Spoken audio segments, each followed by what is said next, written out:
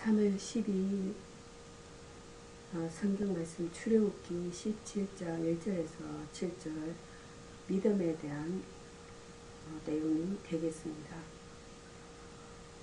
말씀 전해드리겠습니다. 신자가 가장 먼저 관심을 두고 살아가야 할 것은 지금 내가 하나님 보시기에 바르게 살고 있느냐를 묻는 것입니다. 이 물음은 어느 한순간으로 끝나는 것이 아니라 날마다 계속되어져야 할 삶의 모습인 것입니다. 이 일에 대한 자기 노력이 없을 때 사람은 대단한 착각에 빠져 살아가게 됩니다.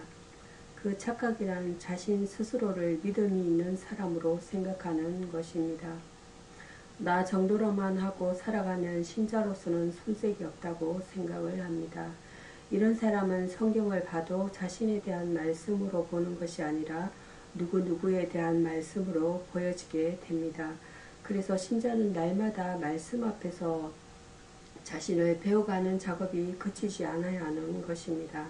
날마다 성경을 묵상하며 자신을 돌아보는 자는 그렇지 못한 자의 차이점은 여기서 드러납니다. 날마다 성경을 통해서 자신을 점검하는 자는 항상 자신의 부족함과 무능함을 절실히 깨달으며 살아가게 됩니다.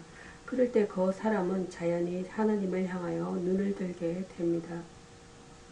그러나 그런 삶이 없는 사람은 자신의 부족과 무능을 전혀 알지 못하고 자신은 재능이 있으며 실력이 있는 자라고 스스로 생각하기 때문에 하나님을 믿는다고는 하지만 하나님을 바라보는 것이 아니라 자기를 바라보고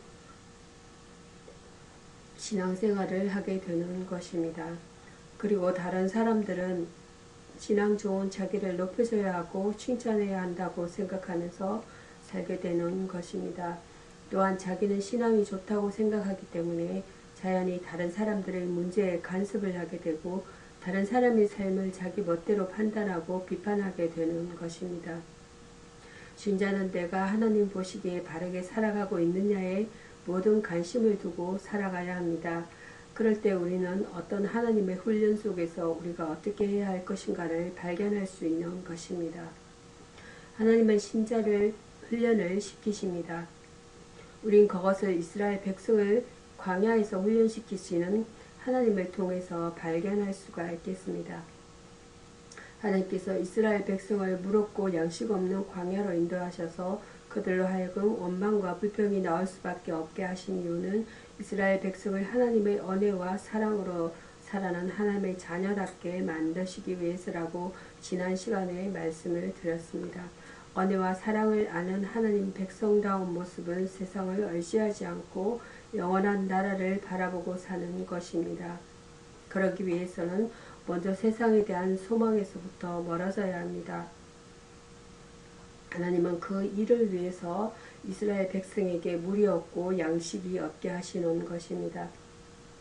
즉 물과 양식을 바라보고 살지 말아라는 것입니다. 물과 양식은 잠시 동안 우리의 목을 축일 수 있고 배를 부르게 할 수는 있으나 그것이 우리를 천국으로 인도하지는 못한다는 것을 보여주기 위함인 것입니다.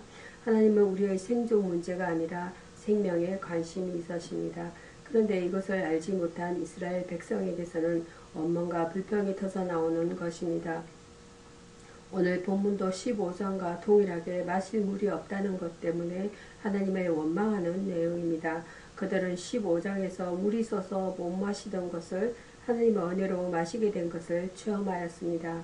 그것을 안 우리는 쉽게 이렇게 생각합니다. 하나님의 능력으로 물을 마시게 된 것을 체험했다면 그 능력을 믿으면 되는데 또 왜 또 불평을 하는가 퀘스천마크입니다. 어리석은 사람들 이런 마음을 가지기 쉽지만 그러나 이스라엘의 모습은 언제나 우리들의 모습을 대표하고 있기 때문에 결국 우리도 그들과 같다는 것을 알아야 합니다. 15장에서 하나님의 능력으로 물을 마시게 된 이스라엘 백성들이 또다시 물이 없다고 해서 원망을 한 것은 무엇을 보여주고 있습니까? 퀘스천마크. 결국 육신을 만족스럽게 해주는 세상 것들은 하나님의 은혜로 사는데 도움이 되지 못한다는 것입니다. 만약 하나님이 우리의 요구대로 세상 것을 주실 때 그것이 신앙의 삶에 도움이 된다면 이스라엘 백성들은 왜 물을 얻는 체험을 하고서도 또다시 원망을 하는 것입니까? question mark입니다. 육신의 것은 육신의 것이 있을 때만 감사 은혜를 말하게 될 뿐이지 그것이 없다면 불평이 나오게 될 수밖에 없다는 것을 알아야 합니다. 여러분은 하나님께 육신의 문제를 요구했는데 그것이 이루어졌다는 그 경험으로 평생 신앙을 유지할 수 있다고 생각하십니까? question mark입니다. 불가능합니다. 그것을 오늘 이스라엘 백성들이 보여주고 있는 것입니다. 근데 만약 이스라엘 백성들이 하나님이 주신 물을 바라보지 않고 물을 주신 하나님을 바라보고 살았다면 어떤 모습을 보였겠습니까? 물이 없다고 해서 또다시 하나님을 원망하는 실수는 하지 않았을 것입니다. 여기서 신자가 어떻게 세상을 사는 것이 바르게 사는 것인가가 드러납니다. 우리는 항상 육신의 문제만을 바라보고 삽니다. 육신의 것이 주어지면 그것 때문에 기뻐합니다. 그러나 그 기쁨을 잠시라는 것을 알아야 합니다. 때문에 신자는 육신의 것이 주어졌다면 그것을 주신 하나님을 바라보아야 하는 것입니다. 즉 관심을 나에게 주어진 것에 두는 것이 아니라 그것을 주신 하나님께 두는 것입니다. 이것이 신자로서 보아야 할 바른 모습인 것입니다. 그런데 그럴 때 신자는 육신의 것에 매이지 않고 하나님만 의지하는 신앙으로 나아가는 것입니다. 이스라엘 백성은 물을 바라보았기 때문에 또다시 물이 없는 상황에 직면할 때 다시금 물이 있던 애굽을 거려하게 됩니다. 사람이 하나님을 믿으면서 믿음의 점검을 세상의 것에 두게 되면 세상 것이 없을 때는 분명히 하나님으로부터 멀어지게 된다는 것을 알아야 합니다. 1절을 보면 이스라엘 자손의 온 회중이 여호와의 명령하신 신 광야에서 떠나 그 노종대로 행하여 르비딤에 장막을 쳤으나 백성이 마실 물이 없는지라고 말합니다. 이스라엘 백성들은 여호와의 명령대로 움직이고 있습니다. 불구등 구름 기둥이 인도하는 노종대로 행하고 있습니다. 그런데 그들은 가는 곳은 육신의 괴로움입니다. 허니 생각하는 하나님이라면 하나님의 명령대로 할 때 주어지는 것은 축복이 되어야 마땅한데 오히려 괴로움이 주어지는 것입니다. 이것을 보고도 하나님의 뜻대로 살고 열심히 봉사하면 모든 일이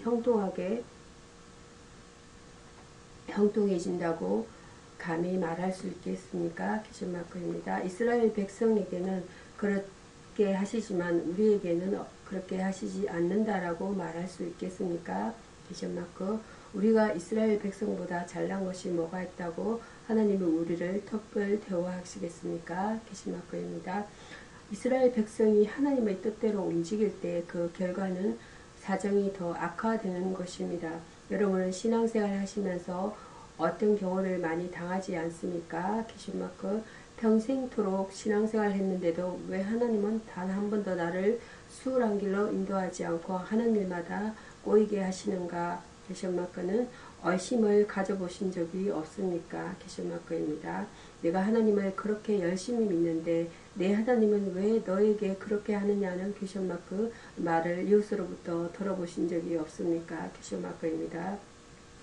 그럴 때 하나님을 향하여 어떤 마음이 듭니까? 물음표입니다. 이스라엘 백성은 마실 물이 없자 다시금 모세를 원망합니다. 3절입니다. 그러자 17장 출애굽기 17장 3절입니다. 그러자 모세가 하나님께 기도합니다. 17장 4절입니다. 출애굽기. 모세의 기도에 대한 하나님의 답은 무엇입니까? 물음표입니다. 5절에 보니까 출애굽기 17장 5절에 보니까 여호와께서 모세에게 이르시되 백성 앞을 지나가서 이스라엘 장로들을 데리고 하수를 치던 내 지팡이를 손에 잡고 가라고 말씀합니다.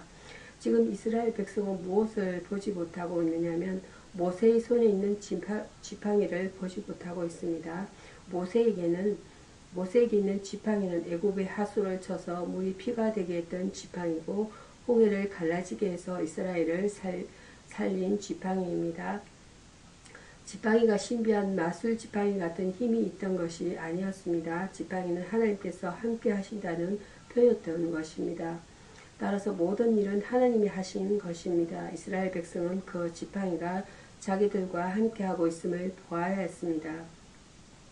홍해 물 갈라지게 하는 그 지팡이가 자기들과 함께하고 있는데 물의 문제 정도에 해결하지 못하겠느냐는 믿음이 있어야 했던 것입니다. 믿음이란 보이지 않는 분을 보는 것 같이 믿는 것을 믿음이라고 합니다. 하나님은 보이시지 않습니다. 보이지 않으셔서 나에게 안 계신 것 같지만 하나님은 여전히 나와 함께하고 계신다는 것을 믿는 것이 믿음입니다. 그런데 이스라엘 백성은 하나님을 보지 못한 것입니다. 그것은 믿음이 아니었습니다. 흔히 사람들은 하나님이 나와 함께 하시는 종표를 자신의 일이 잘됨으로써 확인하고자 합니다. 이것은 절대로 잘못된 것입니다. 이런 사람은 일이 잘되면 잘 안되면 하나님이 자기와 함께 하시지 않은 것으로 여겨버리게 됩니다. 이런 믿음은 보이지 않으신 분을 보는 것 같이 믿는 것이 아니라 자기의 체험을 통해서 스스로 확신하고자 하는 것이기 때문에 믿음이 아닌 것입니다. 하나님을 향한 믿음이란 자기의 일이 잘되든 잘못되든 그것과는 상관없이 믿음이 있어야 합니다. 이런 믿음은 세상 것이 아니라 하나님을 바라보고 있어야 가능한 것입니다. 하나님은 이스라엘 백성이 이것을 배우기를 원하셨던 것입니다. 하나님은 모세에게 지팡이를 가지고 반석을 치라고 하십니다. 모세가 하나님의 말씀대로 반석을 쳤더니 반석에서 물이 나오게 되었습니다. 하나님의 이것을 통해서 하나님은 어떤 경우에도 이스라엘 백성들을 떠나지 않으시고 함께하고 있다는 것을 보여주고자 하십니다. 이스라엘 백성이 이것을 통해서 보이지 않는 하나님을 보는 것 같이 믿기를 원하셨던 것입니다. 여러분은 하나님이 지금까지 여러분을 떠나지 않으시고 함께 오셨다는 것을 믿으십니까? 물음표입니다. 내가 망하는 자리에도 깨어지고 무시당하고 욕먹는 그 자리에도 하나님이 함께 계셨음을 믿습니까? 믿음은 보이는 것을 의지하는 것이 아니라 보이지 않으신 분을 믿는 것입니다. 또 보이지 않으신 분을 보이는 것을 가지고 증명하고자 하는 것도 안 됩니다. 출애굽기 17장 7절을 보면 또는 그들이 여호와를 시험하여 이르기를 여호와께서 우리 중에 계신가 안 계신가 하였음이라고 말합니다. 여기서 우리는 이스라엘 백성이 여호와를 시험하였다는 것에 주목을 해야 합니다. 이스라엘 백성은 물을 마실 수 있다면 여호와께서 우리 중에 계신 것으로 알고 만약 물을 마시지 못하면 안 계신 것으로 알겠다고 한 것입니다. 이것이 여호와를 시험한 것이고 여호와와 다툰 것이 되었던 것입니다. 우리도 이런 모습을 볼 경우가 많습니다. 어떤 사건 속에서 기도하기를 하나님이 계신다면 이 일을 해결해 주시기 바랍니다 라고 할 때가 있습니다. 이것은 일이 해결되면 하나님 나에게 계신 것으로 인정하겠고 해결이 안 되면 안 계신 것으로 알겠다는 것입니다. 결국 하나님이 계신다는 것은 이를 해결해 줌으로써 보여달라는 얘기입니다. 이것이 여호와를 시험하는 것이고 여호와와 다투고 있는 모습입니다. 이스라엘이 이렇게 하나님을 시험하게 된 원인은 무엇입니까? 물음표입니다. 그들은 보이지 않는 세상을 믿음으로 살지 않고 눈에 보이는 것에 매여서 여기 생각대로 살았기 때문에 하나님을 시험하고 하나님과 다투는 자가 되었던 것입니다. 하나님은 이스라엘에게 눈에 보이는 것을 의지하지 말고 보이지 않는 분을 의지할 것을 가르치기 위해서 갑자기 아말렉 군대를 등장시키십니다. 출애굽기 17장 8절부터 보면 갑자기 아말렉 군사가 등장합니다. 그리고 이스라엘과 전투를 하게 됩니다. 모세는 여호수아에게 군사를 거느리고 나와서 싸우라고 합니다. 그리고 모세는 아론과 훌을 데리고 산꼭대기로 올라가서 하나님의 지팡이를 손에 들고 손을 들고 섭니다. 하긴 싸움의 결과는 여호수아에게 달린 것이 아니라 모세의 손에 달려 있었습니다. 지팡이를 든 손이 올라가면 이기고 내려가면 지는 것입니다. 결국 아말렉을 등장시켜서 싸움이 있게 하신 것은 아말렉을 물리치는 것이 목적이 아닙니다. 이스라엘 백성들이 직접 눈으로 승리가 누구에게 달려있는가를 확인하라는 것입니다. 밑에서 여호수아가 군사들과 아무리 힘써 싸워도 모세의 손이 내려가 있으면 이길 수가 없습니다. 그러나 손을 올리기만 하면 승리하는 것입니다. 하나님의 이스라엘 백성에게 시청각 교육을 시키십니다. 우리의 운명은 우리의 힘과 재주에 달려있는 것이 아니라 하나님께 달려있음을 보여주시는 것입니다. 우리가 세상을 사는 모든 것, 죽고 사는 모든 문제가 하나님의 손에 달려있음을 보여주시는 것입니다. 고통에 처했다고 하나님이 안 계신 것이 아닙니다.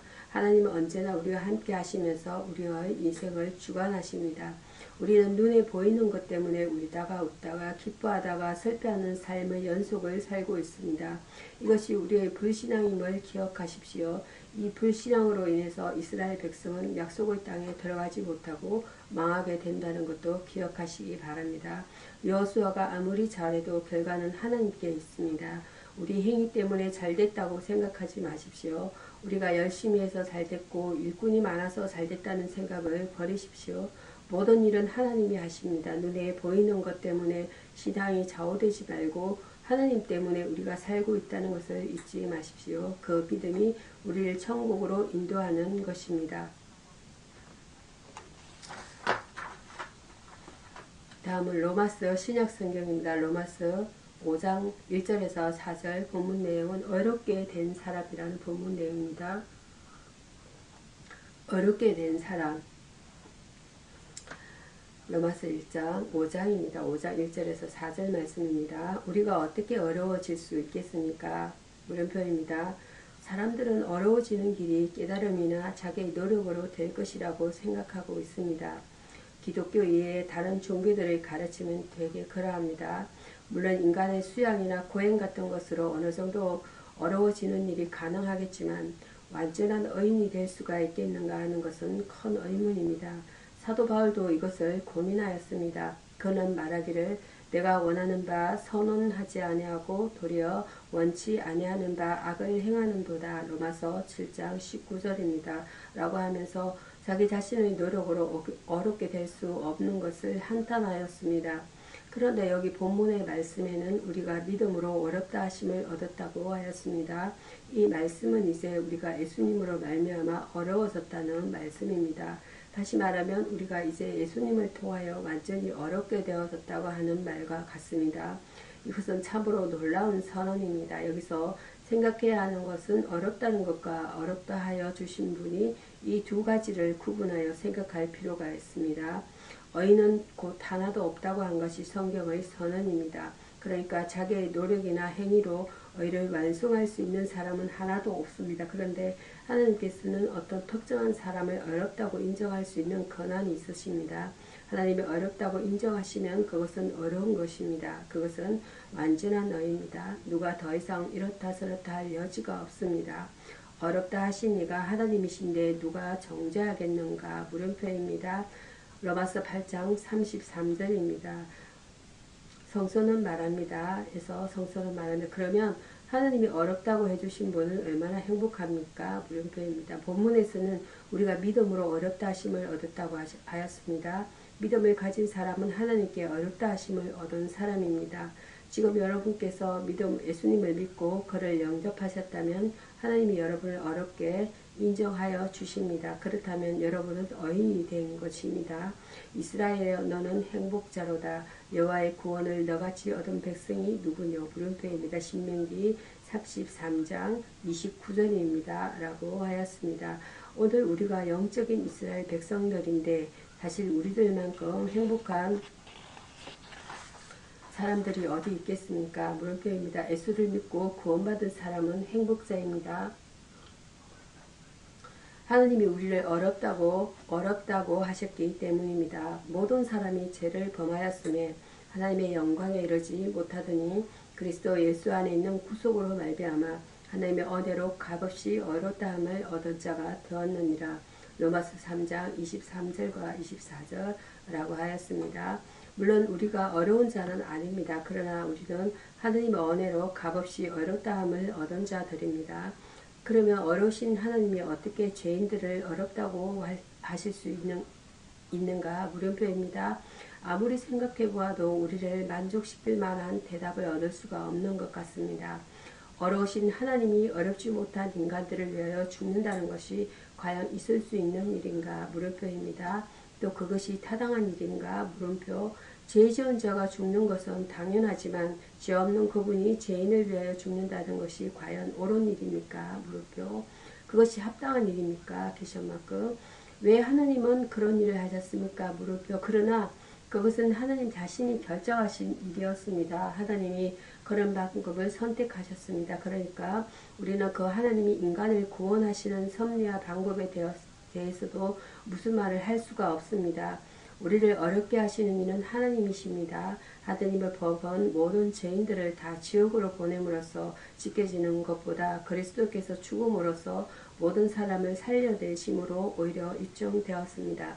우리가 주님의 십자가를 볼 때 그 고통은 바로 내가 당해야 할 것이라는 것을 뼈아프게 느끼게 됩니다. 그런데 내가 아니고 그리스도께서 그 고통과 쓰라림과 죽음을 당하셨습니다.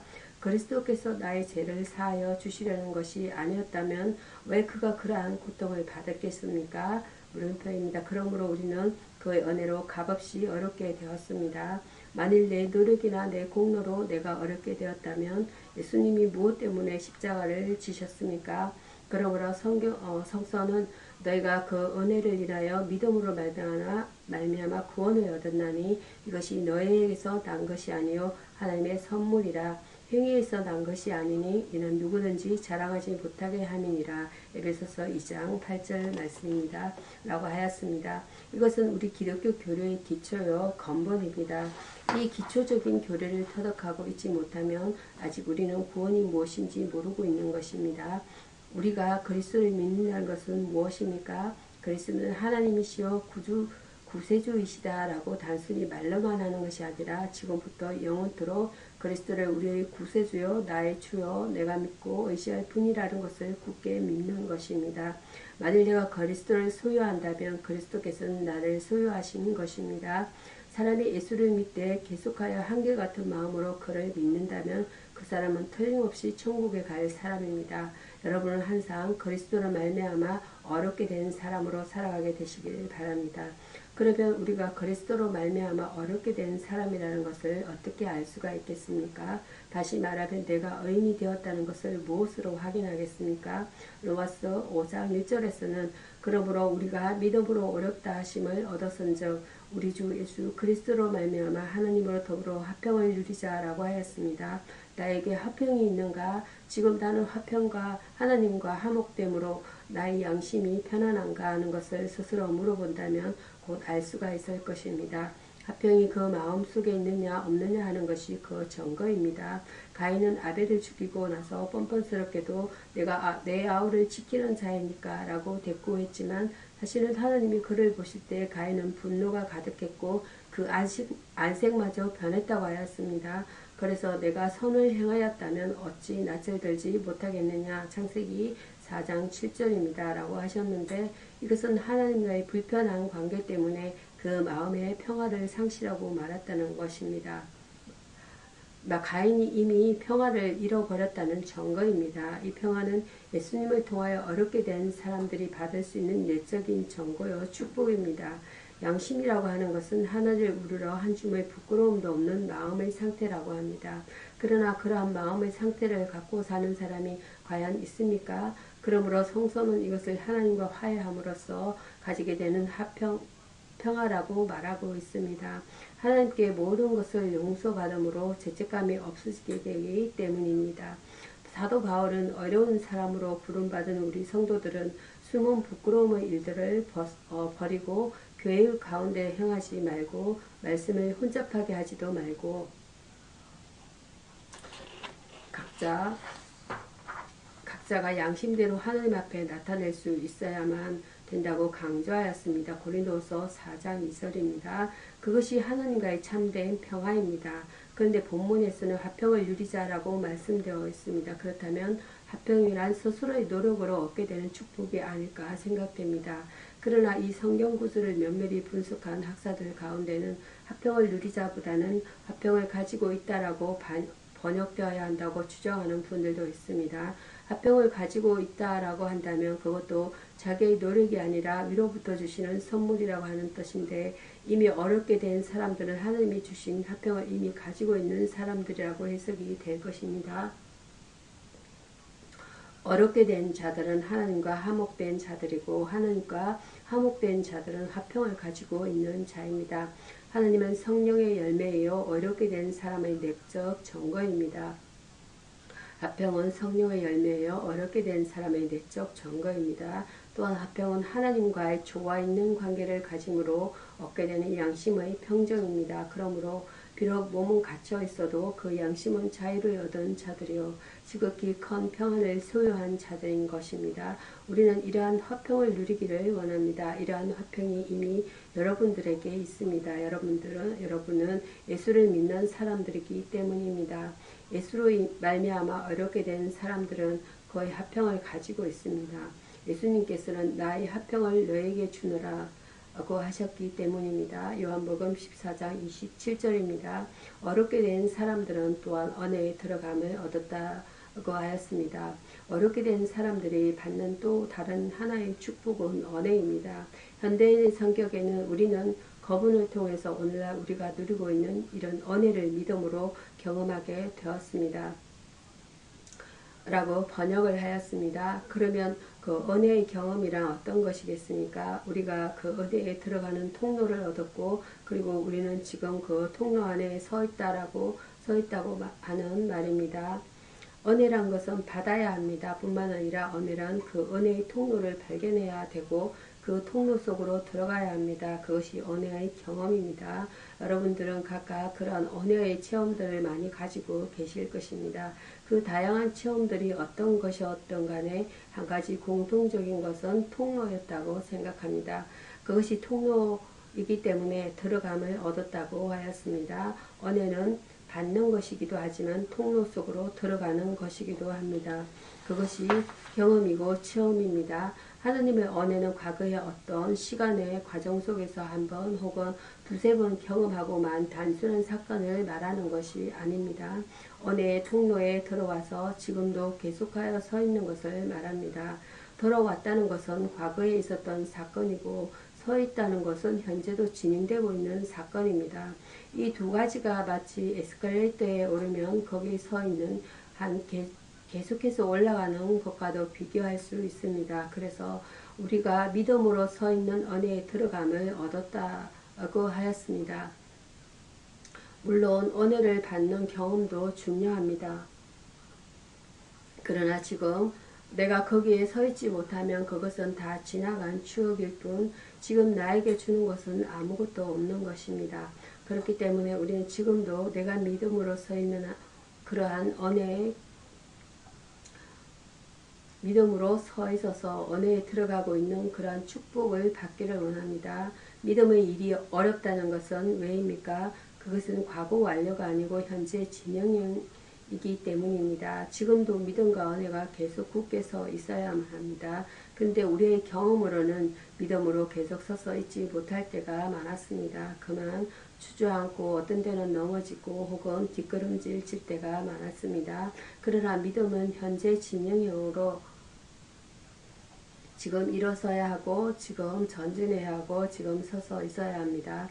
은혜가 소멸되면 다시 힘써 그 은혜의 통로를 찾아내야 합니다. 기도가 중단됐으면 역시 다시 계속해야 하고 영역이 떨어졌으면 다시 회복해야 하고 사랑이 식어졌으면 다시 뜨겁게 해야 되겠습니다.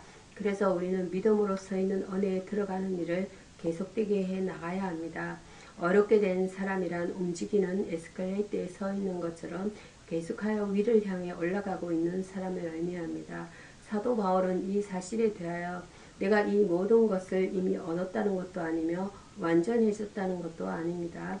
다만 그리스도 예수님이 나를 위해 마련하신 상을 받으려고 계속 달려가고 있습니다. 빌립보서 3장 12절입니다. 라고 말하고 있습니다. 우리는 계속 달려가야만 어렵게 된 사람들이 받는 은혜를 받게 될 것입니다. 계속 달려나가야만 구원을 받고 하늘나라의 상속도 받고 또 큰 상급도 받습니다. 우리가 이미 받은 축복이지만 계속해서 나아가지 아니하면 우리는 그 의를 완성할 수가 없습니다. 마지막으로 생각할 또 한 가지 문제는 의인들에게도 환난이 있을 것이라는 경고입니다. 왜 의인들이 핍박을 받고 환난을 당하는지 그 근본 이유를 우리는 알 수가 없습니다. 다만 우리가 생각할 것은 우리가 의인으로서 환난을 당한다면 그것은 환난이 이라도 손해가 없고 오히려 많은 유익이 있을 것이라는 것입니다. 환란은 여인들을 더 연단시킵니다. 마치 광석을 윤곽내에 넣어서 불순물을 제거하고 마침내 순수한 점검을 얻게 되는 것처럼 우리의 신앙을 순수하게 만듭니다. 환란은 모든 불순물을 제거해버리고 큰 소망을 이루게 합니다. 그러므로 어인이 당하는 환란은 유익한 것입니다. 욥은 많은 환란을 당한 후에 그러나 하나님은 내가 가는 길을 다 알고 계신다. 그가 나를 단련하신 후에 내가 순금처럼 깨끗할 것이다. 욥기서 23장 10절입니다. 라고 고백하였습니다. 그러나 인간적으로 말하자면 환난과 고통은 환영하거나 기뻐할 수 있는 일은 아닙니다. 사람이 어떻게 환난과 고통을 환영할 수가 있겠습니까? 그럼에도 불구하고 우리가 환난 중에도 즐거워한다고 하였습니다. 이것은 환난을 불평 없이 따른다 또는 어쩔 수 없이 견딘다고 하는 말이 아니라 그 환난 가운데에서 오히려 기쁨의 근거를 발견한다고 하는 말입니다. 즐거워한다는 말이 무엇입니까? 즐거워한다는 말의 성서 원어 카오코마이란 체념한다 혹은 참는다는 의미가 아니라 의기양양하다, 자랑한다, 심지어는 기뻐 날뛴다는 말입니다. 어인이 된 사람들은 어려운 일 때문에 다가는 환난에 대하여 체념하거나 억지로 참는 것이 아니라 의기양양하고 자랑하고 오히려 기뻐 날뛰게 된다는 것입니다. 이 얼마나 놀라운 일입니까? 그러니까 하나님이 어렵게 하여 준 사람을 세상이 어떻게 할 수가 없습니다. 초대기의 사도들이 복음 전하는 것 때문에 핍박을 받았을 때 자기들은 보고 들은 것을 말하지 않을 수 없다고 하면서 감옥에서 나오자마자 또 전도하고 설교하기를 시작하였더니 관원들이 백성을 인하여 저희를 어떻게 벌할 도리를 찾지 못하였다고 했습니다. 사도행전 4장 20절입니다. 또한 사도들은 그 이름을 위하여 능력받는 일에 합당한 자로 여기심을 기뻐하면서 공회 앞을 떠났다고 하였습니다. 사도행전 5장 41절입니다. 아주 당당하고 의기양양한 모습을 보는 듯합니다.